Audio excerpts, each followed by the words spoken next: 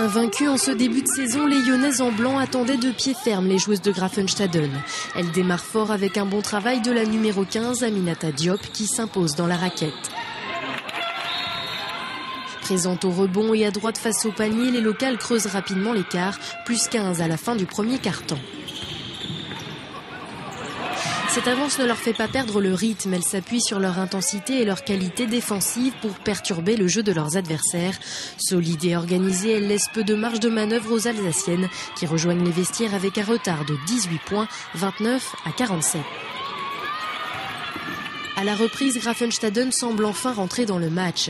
Mais côté lyonnais, les recettes du début marchent toujours aussi bien. Défense impeccable, précision et rapidité. Les Vendéennes maintiennent les visiteuses à distance, 65-47 à la fin du troisième quart-temps. Dans la dernière phase de jeu, le sursaut d'orgueil des Alsaciennes leur permet de revenir à 10 points. Mais c'est ce qu'elles feront de mieux car la réaction lyonnaise ne se fait pas attendre. Les locales ont la fin du match sous contrôle et s'imposent logiquement 81-63 face à une équipe qui n'a pas su trouver ses marques sur le parquet vendéen. On a mis une mi-temps à rentrer dans le match. Et on n'était pas dans les duels, on n'était pas suffisamment dur défensivement. Justement, la dureté qu'elles ont mis, nous on n'a pas réussi à la mettre en première mi-temps. Après, on a couru après le score et quand on a un peu durci la défense, on est revenu, mais bon, c'était un peu trop tard.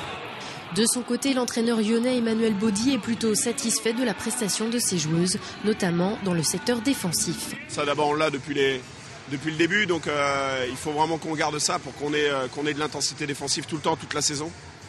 Et voilà, pouvoir s'appuyer là-dessus et puis après derrière produire du jeu rapide, ça sera notre force. On est monté en puissance offensivement, et puis on a un petit peu moins de rythme sur la deuxième mi-temps, mais bon, sur l'ensemble, c'est bien.